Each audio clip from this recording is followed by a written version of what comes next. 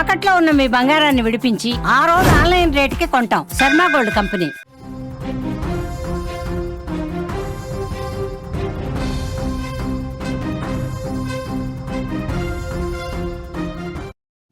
Russia Ukraine war మళ్లీ తీవ్ర రూపం దాల్చుతోంది. ఉక్రెయిన్లోని డొనెట్స్క్లో ఘోరమైన దాడి చేసింది రష్యా యుద్ధ విమానం గ్లైడ్ బాంబుతో దాడి. పింఛను కోసం క్యూలో ఉన్న వాళ్ళ మీద బాంబులు పడ్డాయి. 23 మంది వృద్ధులు చనిపోయారు, 19 మందికి గాయాలయ్యాయి. సంఘటన స్థలంలో పోస్టల్ వ్యాన్ ఒకటి ధ్వంసమైంది. రష్యాపై మరిన్ని ఆంక్షలకు జెలెన్స్కీ పిలుపునిచ్చారు. గత కొన్ని సంవత్సరాలుగా కొనసాగుతున్న రష్యా యుక్రెయిన్ యుద్ధం ఇప్పుడు చాలా దారుణంగా తయారైన పరిస్థితుంది. ఈ భీకర యుద్ధంలో అమాయక ప్రజలు బలైపోతున్నారు. తాజాగా పింఛను కోసం క్యూలో నిల్చున్న వృద్ధులపై జరిగిన బాంబు దాడి ప్రపంచాన్ని దిగ్భ్రాంతికి గురిచేసింది. ఉక్రెయిన్లోని డొనెట్స్క్ ప్రాంతంలో ఈ దుర్ఘటన చోటు చేసుకుంది. స్లోవియాన్స్క్ నగరానికి సమీపంలోని యరోవా గ్రామంలో నిన్న పింఛను తీసుకునేందుకు వృద్ధులు క్యూలో నిల్చున్నారు. సరిగ్గా అదే సమయంలో ఒక యుద్ధ విమానం నుంచి గ్లైడ్ బాంబులు పడ్డాయి. ఈ దాడిలో 23 మంది వృద్ధులు ప్రాణాలు కోల్పోయారు. ఇంకా 19 మంది తీవ్ర గాయాలతో ఆసుపత్రుల్లో కొన ఊపిరితో ఉన్నారు. బాధితులంతా రిటైర్డ్ ఉద్యోగులని, చాలామంది వృద్ధులని ఉక్రెయిన్ అధ్యక్షుడు జెలెన్స్కీ తెలియజేసిన పరిస్థితి. దాడి అనంతరం దృశ్యాలు ఒక్కసారి మీరు స్క్రీన్ మీద చూడండి. రష్యా తన యుద్ధ విమానం నుంచి గ్లైడ్ బాంబులు ఒక్కసారి జార విడచడంతో కిందకు పడ్డటువంటి బాంబులు వృద్ధులు పింఛన్ తీసుకున్నటువంటి కార్యాలయం ఎక్కడైతే ఉందో దాని మీద ఒక్కసారిగా పట్టడంతో ఆన్ ది స్పాట్ 19 మంది చనిపోయారు. వృద్ధులే అందరూ కూడా చనిపోయారు. పింఛను కోసం వాళ్ళు వేచి చూస్తున్న సమయంలో వాళ్ళందరూ రిటైర్డ్ ఉద్యోగులుగా తెలుస్తుంది. ఈ పింఛన్ తీసుకుంటే ఈ నెల మనకి గడిచిపోతుంది అనుకున్నటువంటి వృద్ధులు అక్కడ ఒక్కసారిగా ఆ బాంబు దాడి జరిగినప్పుడు ఎవరు కూడా ఊహించలేకపోయారు. అసలు ఏం జరుగుతుందో ఏమీ అర్థం కాని పరిస్థితి. క్షణాల్లోనే కాలి బూడిదైపోయినటువంటి పరిస్థితి. ఉక్రెయిన్లో ఎలాంటి ఒక యుద్ధ భీతావాహ పరిస్థితుల్లోనే మనం చూస్తున్నాం. గత 4-5 సంవత్సరాలుగా విపరీతంగా రష్యా యుక్రెయిన్ దాడి కొనసాగుతుంది. రష్యా ఎక్కడ కూడా వెనక్కి తగ్గట్లేదు.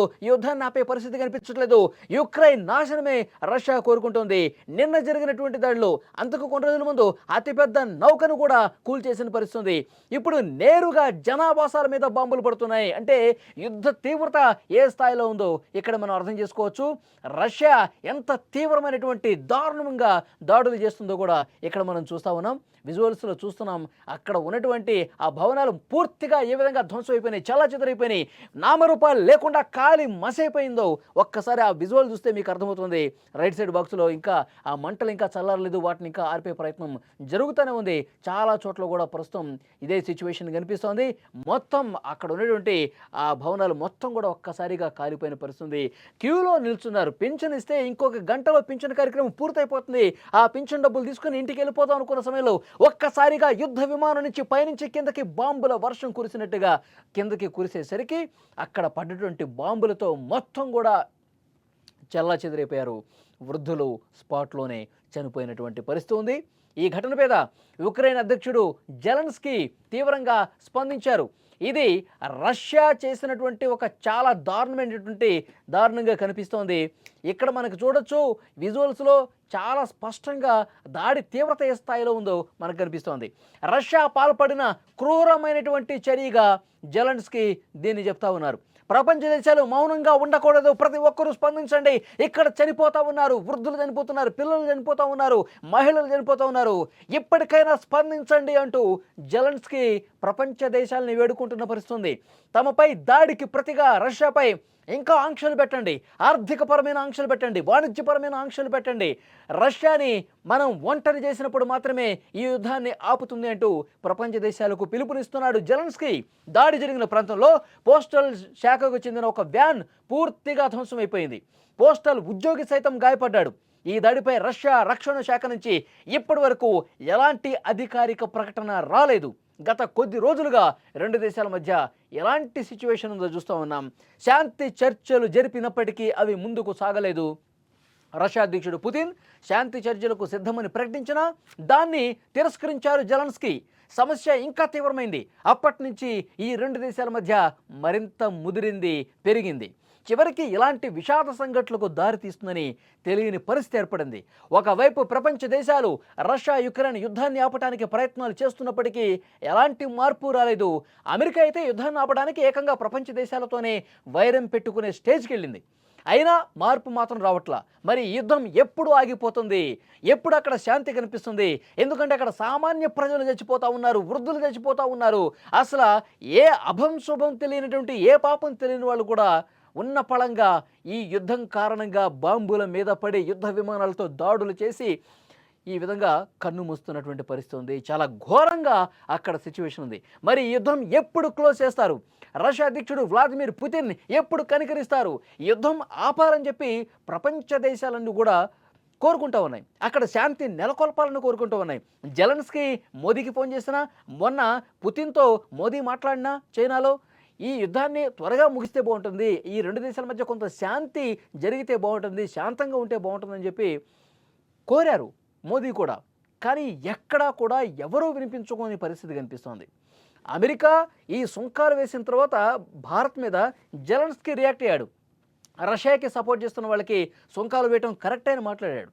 తర్వాత చాలా ప్రపంచ దేశాలను కూడా ఆయన విజ్ఞప్తి చేస్తూ ఉన్నాడు, రష్యాని కొంచెం కంట్రోల్ చేయాలంటే కనుక మిగతా అన్ని దేశాలు, రష్యాకి మిత్ర దేశాలుగా ఉన్నవాళ్ళు కూడా కొన్ని ఆంక్షలు పెట్టండి, కొంత కట్టడి చేయండి, ఆయనలో కొద్దిగా భయం తీసుకురండి, అప్పుడే మా దేశం మీద కనికరిస్తాడు, అప్పుడే మా దేశం మీద యుద్ధాన్ని ఆపుతాడు అంటూ జెలెన్స్కీ మాట్లాడుతున్నటువంటి పరిస్థితి. కానీ పుతిన్ మాత్రం ఎక్కడా కూడా తగ్గట్లా. తాను అనుకున్నది అనుకున్నట్టుగా ఒక ప్లాన్ ప్రకారం చేసుకుంటూ పోతున్నాడు. దాడి చేస్తాను ఉన్నాడు. ఎక్కడా కూడా ఆగని పరిస్థితి కనిపిస్తోంది. పూర్తిగా యుక్రెయిన్ అనేది కకావికలమైపోతున్న పరిస్థితి. శాంతి ఒప్పందాలు జరగాలి, శాంతి నెలకొనవ్వాలి, కాల్పుల విరమణ ఒప్పందం జరగాలని చెప్పి జెలెన్స్కీ కోరుకుంటా ఉన్నాడు. కానీ పుతిన్ మాత్రం అంగీకరించట్లా. పుతిన్ మనం చర్చలు చేసుకుందాం అని ఒక సందర్భంలో పిలిచాడు, కానీ జెలెన్స్కీ అంగీకరించాల. రష్యా అధ్యక్షుడు ఏం చెప్తాడో కూడా జెలెన్స్కీకి తెలుసు. ఆ ప్రాంతాలు ఏవైతే ఉన్నాయో, డొనెట్స్ కావచ్చు, లుహాన్స్క్ కావచ్చు, జపోరిజియా కావచ్చు, ఈ ప్రాంతాలు మొత్తం కూడా రష్యాలో కలిపేసుకోవాలనేటువంటి ఆలోచన పుతిన్కు ఉంది. కానీ ఇలాంటి భూములకు సంబంధించినటువంటి ఒప్పందాలు ఏవి కూడా మేము చేసుకోము, మా భూమి మాదే, మా దేశానికి సంబంధించిన సరిహద్దు ప్రాంతాలన్నీ కూడా మావే, మీవి కాదు అని చెప్పి ఇంకా జెలెన్స్కీ అదే మొండి పట్టుదల కనబరుస్తూ ఉన్నాడు. ఇంకోటి, నాటో గ్రూప్లో కూడా జాయిన్ కావద్దని చెప్పి ఒక కండిషన్ పెడతా ఉన్నాడు పుతిన్ జెలెన్స్కీకి. దాన్ని కూడా యాక్సెప్ట్ చేసే పరిస్థితి కనపట్ల. సో అందుకే ఇన్ని సంవత్సరాలైనా సరే యుద్ధం ఆగని పరిస్థితి కనిపిస్తుంది. ఒకవైపు ట్రంప్ చేస్తున్నటువంటి ప్రయత్నాలు కావచ్చు, మిగతా పెద్ద దేశాలు చేస్తున్న ప్రయత్నాలు కావచ్చు, కొలిక్కి రాకపోవడానికి కారణం ఏంటంటే పుతిన్ చాలా గట్టిగా ఉన్నాడు.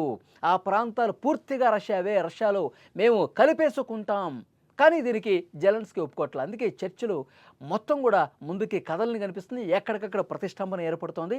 మరి ఎప్పుడు కొలిక్కి వస్తుందో కూడా అర్థం కనిపిస్తుంది, ఎప్పుడు అక్కడ శాంతి విరాజిల్లుతుందో కూడా తెలియని పరిస్థితి కనిపిస్తుంది. కానీ వీళ్ళ మొండి పట్టుదల కారణంగా అమాయకులైన ప్రజలు చచ్చిపోతూ ఉన్నారు కదా, వృద్ధులు చచ్చిపోతూ ఉన్నారు కదా. పాపం పింఛను కోసం క్యూలో నిలబడ్డ 23 మంది చచ్చిపోయారంటే, ఇంకా కొంతమంది ఆసుపత్రుల్లో చావు బతుకుల మధ్య ఉన్నారంటే తప్పు ఎవరిది?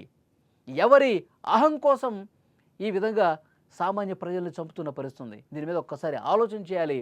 మళ్ళీ ఒకసారి రెండు దేశాల మధ్య చర్చలు జరిపే విధంగా చాలా గట్టి ప్రయత్నం చేయాలని కూడా మేధావులు చెప్తున్న పరిస్థితి ఉంది.